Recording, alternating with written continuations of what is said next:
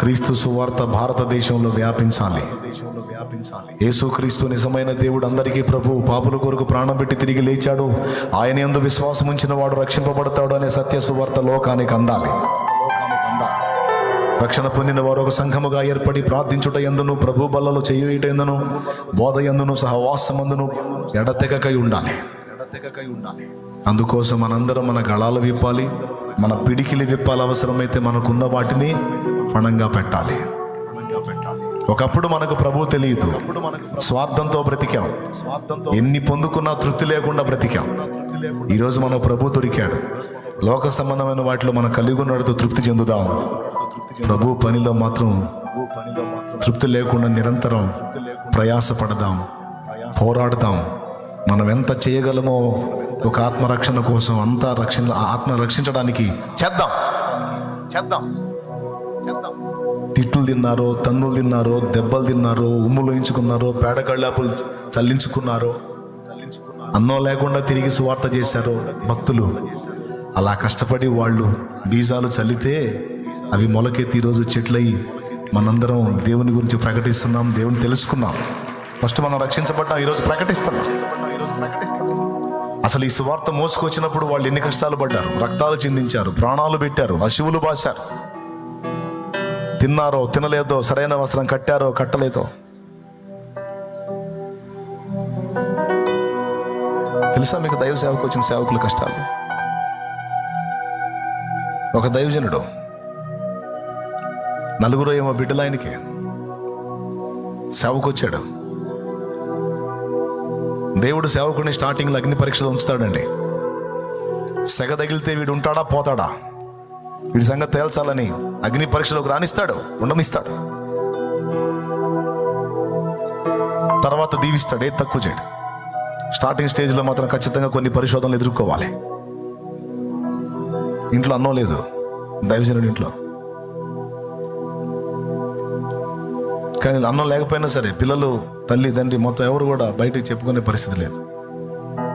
ప్రార్థన చేస్తున్నారు అంతే, దేవుడే పెడతాడు, దేవుడే కార్యం చేయాలి. సేవకు వచ్చాడు,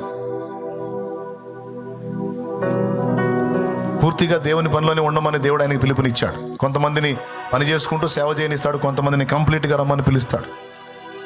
పని చేసుకుంటా సేవ చేయటం తప్పు కాదు, చేయొచ్చు. కానీ పూర్తిగా దేవుని కొరకు సేవలోకి వస్తే ఇంకా వెసులుబాటు ఉంటుంది, ఇంకెక్కువ చేయటానికి. దేవుని పని చేసుకుంటా చేస్తేనేమో ఆ గ్యాప్ దొరికినప్పుడే కుదిరిద్ది. పూర్తిగా దేవుని పనిలోకి వచ్చినప్పుడు ఏం జరిగిద్దంటే ఎనీ టైం ఇంకా ఆయన పనిలోనే, ఆయన కార్యాభివృద్ధిలో మనం ఎక్కువ టైం స్పెండ్ చేయొచ్చు. ఒక రోజంతా అన్నం లేదు. పెద్దోళ్ళు అంటే ఉన్నారు, పిల్లలు ఉండలేరు కదా. పిల్లల్లో పెద్దగా ఉన్న పిల్లలు ఆగారు. చిన్నవాడు ఎదురింట్లో ఒక పాప గిన్నెలో వాళ్ళ అమ్మ అన్నం పెట్టిస్తే వీడు ఆకలికి ఉండలేక ఆ పిల్ల చేతిలో ఆ గిన్నెలో ఉన్న అన్నం పెళ్ళని ఒకదాన్ని తీసుకొని పోయాడు. అక్కడ తీసుకొని వెళ్తే వాళ్ళ అమ్మ చూసింది. సేవకుడి కొడుకు అది తీసుకొని పోవటం చూసి ఇంకా వచ్చేసి రోడ్డు మీదకి తిట్టేయటం మొదలుపెట్టింది. కంచాల్లో ఉన్న అన్నాన్ని కూడా బతకనీయట్లేదు. ఎక్కడితో వచ్చి పడిందో ఈ మంద. సేవకుడి విలువ వాళ్ళకి తెలియదు కదా. తిట్టడం మొదలుపెట్టింది. ఆయనకి సౌండ్ వినపడి బయటకు వచ్చాడు. కంచంలో ఉన్న అన్నాన్ని కూడా లాక్కొని పోతున్నారు అంటే ఈయనకెళ్ళి చూసి ఆ మాట అన్నప్పుడు ఎవరమ్మా, ఎవరు అంటే ఇంకెవరు, నీ కొడుకే అంటే బెత్తం తీసుకున్నాడు.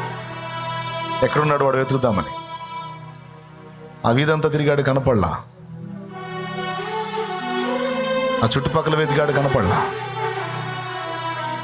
ఇంట్లోకి వచ్చాడు ఆ బెత్తం తీసుకొని.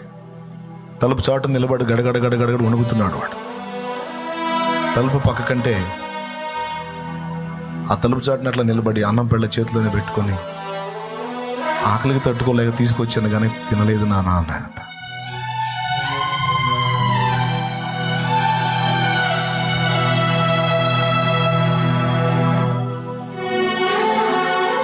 బెత్తమాడబడేసి బిడ్డని దగ్గరికి లాక్కొని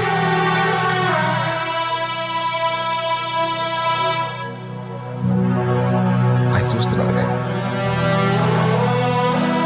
మన కడుపు నింపుతాడు, మనకు సమృద్ధినిస్తాడు. మనం నలుగురు పెట్టేటట్టు చేస్తాం. ఇచ్చిరా పువ్వు అప్పుడు పంపించు. వాడు వెళ్ళి అన్నం పెళ్ళ ఆ గిన్నెలో, ఆ పాప గిన్నెలో పెట్టి బిడ్డ తీసుకొచ్చాడు కానీ తినలేదమ్మా.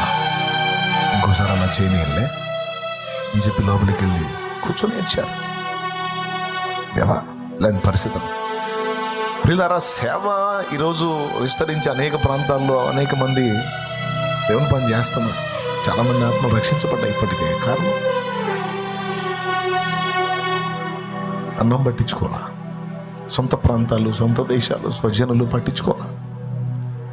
నా ఆత్మీయ బిడ్డలు కూడా ఇక్కడ ఉన్నోడు నెల్లూరు ఓడిపోయాడు, ఒంగోలు ఓడిపోయాడు. వాళ్ళ ప్రాంతాలు కావవి, ఇక్కడ వాళ్ళ ప్రాంతం అన్ని వదిలేసుకొని దూరాలు కర్ణాటక పోయాడు ఒకడు. కేవలం ఆత్మ రక్షణ కోసం విశ్వాసులను ఆధారం చేసుకుని, దేవుణ్ణి ఆత్మీయ బిడ్డలు ఆధారం చేసుకుని వెళ్ళిపోయారు. అక్కడ ఏది జరిగినా సరే చాలా టైం తీసుకుంటుంది. వాళ్ళ కడుపు చూసుకోవాలా, వాళ్ళ ఘనత చూసుకోవాలా, వాళ్ళ వస్త్రం చూసుకోవాలా. కుటుంబాలని బలిపీఠం మీద పెట్టి, నా కుటుంబం నేను ఏమైపోయినా పర్వాలేదు, నేను క్రీస్తు సువార్తను మోసుకెళ్తే అనేక కుటుంబాలు విమోచింపబడతాయి, నా ప్రభువును పరిచయం చేస్తే అనేక జీవితాలు రక్షించబడతాయని నడుం గట్టి కష్టపడి త్యాగాలు చేశారు. మనం ఏం చేస్తున్నాం?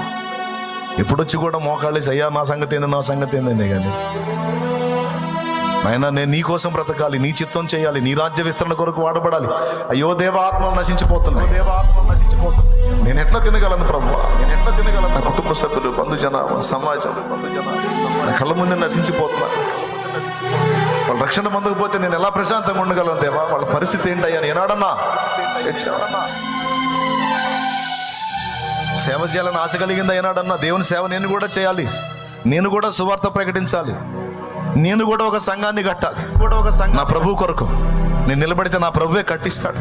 నేను కూడా ఒక కాపరిగా పరిచర్య చేయాలి, నేను కూడా నా ప్రభువు ప్రవక్తగా ఉండాలి, ప్రవక్తినిగా ఉండాలి, నేను కూడా ఒక సువార్థికురాలిగా ఉండాలి, నేను కూడా 4 ఆత్మల్ని సమకూర్చి దేవుని రాజ్య విస్తరణలో నా పాత్ర నేను పోషించాలి.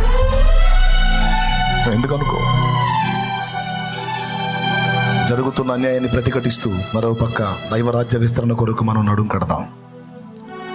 నీ బాధలు, ఇరుకులు, ఇబ్బందుల, సమస్యలను నా తండ్రికి తెలుసు. తప్పకుండా అవన్నీ తీసేస్తాడు. నేను చెప్పిన దైవజనుని తర్వాత దేవుడు ఆశీర్వదించాడు, సమృద్ధిగా దీవించాడు. దేవుడు తక్కువ చేయడం పరీక్ష. దైవజనులు అదే పట్టించుకోవాలా. ఎందుకు చెప్తున్నానంటే, కనీసం మీలో కొంతమంది అయినా చైతన్యం పొందుతారు, కొంతమంది అయినా సంపాదన, డబ్బు, భోగాలు, లోకం, లోకాశలు, లోక సంబంధమైన విషయాలు అనే పిచ్చిని వదిలేసుకొని కనీసం కొంతైనా దేవుని వైపు తిరిగి దేవుని కోసం ఇంతమందిలో కొంతమంది అయినా ఫలిస్తే దేవుని రాజ్యం విస్తరిస్తుంది. నా ప్రియమైన బిడ్డలారా, ఫైనల్గా చెప్తున్నా, నేను ఉన్నా ఊడినా మీలో ప్రతి ఒక్కడు ఒక అగ్ని కెరటం కావాలి, ప్రతి ఒక్కడు ఒక యోధుడు కావాలి, ప్రతి ఒక్కడు యేసయ్య చేతిలో ఒక దివిటి కావాలి, ప్రతి ఒక్కడు యేసయ్య ఒడిశాలలో గొలియాతుల్ని కూల్చే రాయి రాయి రాయి రాయి రాయి నున్నని రాయి కావాలి.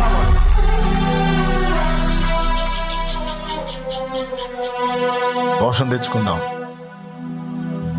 జీవితాన్ని దిద్దుకుందాం, ప్రభు కోసం నిలబడదాం, కృప మనందరికీ తోడై ఉండునుగా.